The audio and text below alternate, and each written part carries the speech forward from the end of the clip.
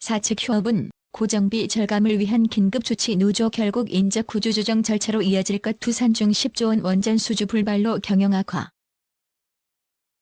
10조 원 규모의 수주 불발로 경영위기에 빠진 두산중공업이 명예퇴직을 시행한 데 이어 휴업을 추진한다. 이에 노조가 극렬하게 반대하고 나서면서 노사 갈등이 표면화됐다.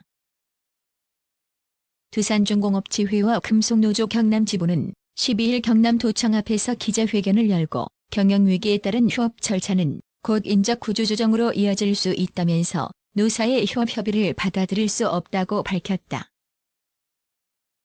앞서 지난 10일 사측이 노조에 제안한 휴업 협의 요청을 공개적으로 거부한 것이다. 당시 사측은 노조에 공문을 보내 고정비 절감을 위한 긴급조치로 법에 근거해 경영상 사유에 의한 휴업을 실시하고자 한다면서 휴업 대상 선정과 휴업 기간 등 세부 방안에 대해 협의하자는 의사를 전달했다. 노조는 휴업 시행을 위한 협의를 받아들이면 어떤 방식으로든 휴업이 진행되고 노동자들에게 고통이 가중될 수 있어 협의 자체를 반대하기로 결정했다면서 비상 경영을 하려면 노동자 숫자를 줄이기보다 경영진이 개인 재산을 내는 등 먼저 책임을 져야 한다고 강조했다. 다만 노조는 임금 등 근로자 처우에 대한 부분에 논의가 필요하다면 특별단체 교섭이나 임단협 등을 통해 노사가 전반적인 상황을 공유하고 노동자도 의사를 전달할 수 있도록 해야 한다며 일말의 대화 여지는 남겼다. 이에 대해 사측은 일부 휴업은 고정비 절감을 위한 추가 방안의 하나로 대상자를 선별해 평균 임금의 70%를 지급하며 일정 기간 쉬게 하는 것이라면서 조업에 지장이 없는 수준으로 제한된 유휴 인력에 대해서만 시행하는 것이라고 부연했다. 근로기준법에 따르면 사용자는 경영상의 이유 등 적법한 경우 휴업을 할 수 있고 사용자에게 귀책 사유가 있으면 근로자에게 평균 임금의 70% 이상 수당을 지급해야 한다. 근로자들은 임금의 70%를 받으면서 휴직하는 셈이다. 두산중공업은 원전 시장 침체와 외부 환경 변화로 최악의 경영 위기를 겪고 있다. 2008년 글로벌 금융위기 이후 주택사업에서 대규모 미분양 등으로 큰 손실을 입은 두산건설에 대한 자금 수혈로 재정적 체력이 급격히 떨어진 상태에서 국내 원전 물량마저 끊긴 것이 화근이 됐다. 두산중공업 자체적으로도 7차 전력수급 기본계획에 포함됐던 원자력, 석탄화력 프로젝트 취소로 약 10조 원 규모의 수주 물량이 증발하면서 경영위기가 가속화됐다고 분석했다.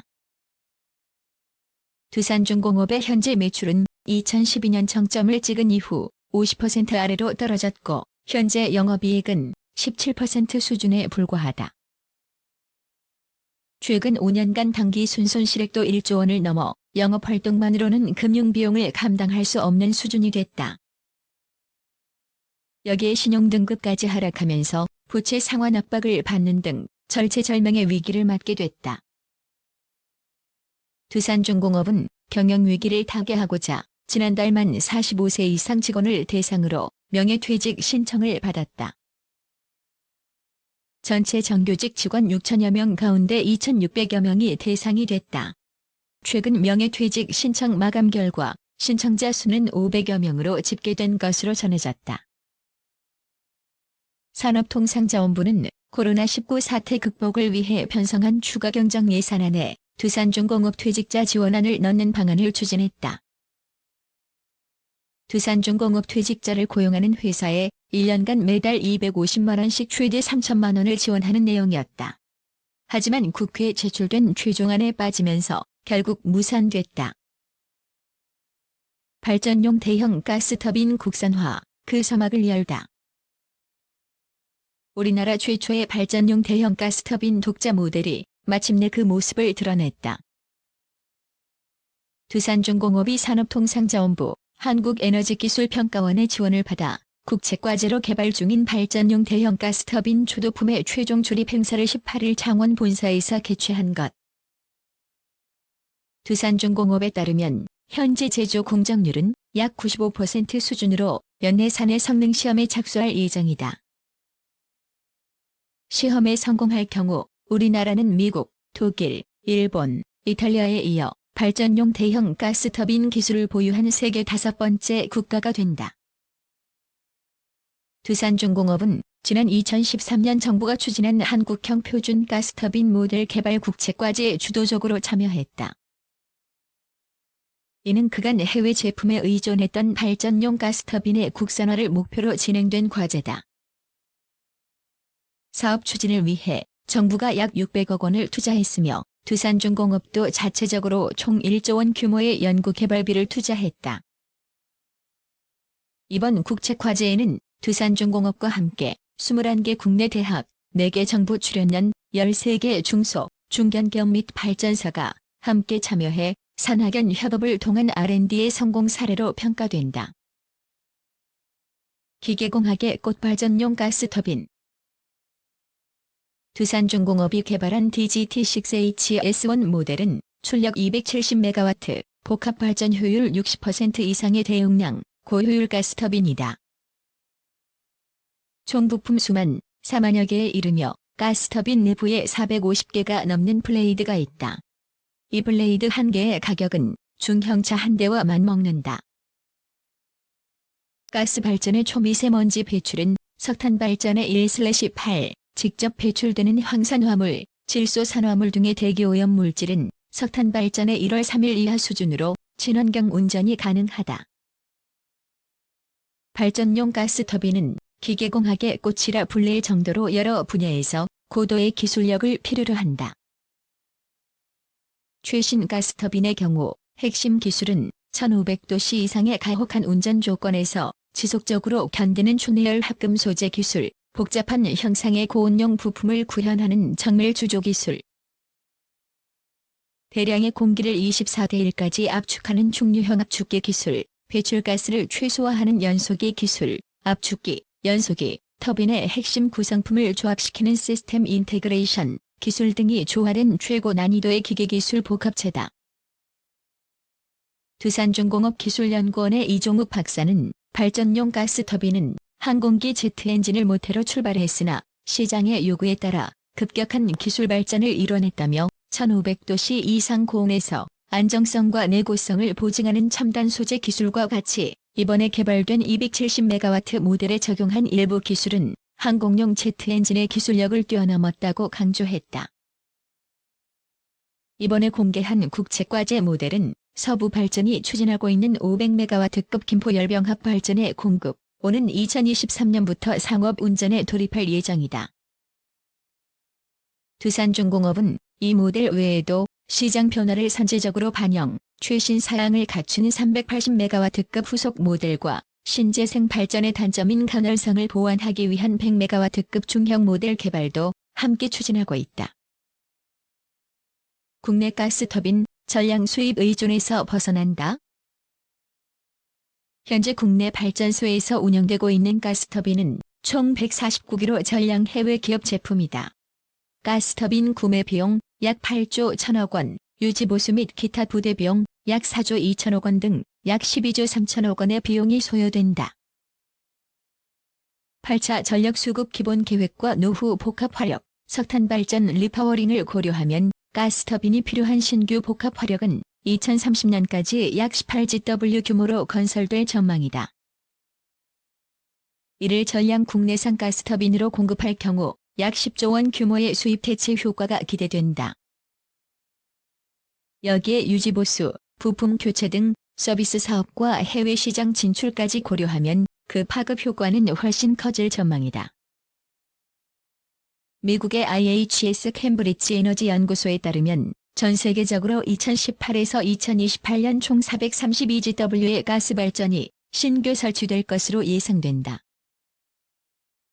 두산중공업은 국내외에서 적극적인 수주 활동을 통해 2026년까지 가스터빈 사업을 연매출 3조 원, 연간 3만 명 이상의 고용 유발 효과를 창출하는 주요 사업으로 육성해 나간다는 계획이다. 한국, 세계 5대 대형 가스터빈 기술 보유국 등극 두산중공업, 총 1조 원 투자 6년 만에 완성 눈앞 2030년까지 약 10조 원 규모 수입 대체 효과 기대. 독자 모델 무기로 서비스 시장 공략까지. 두산중공업은 가스터빈을 주력 사업으로 키우기 위해 꾸준한 노력을 기울여왔다.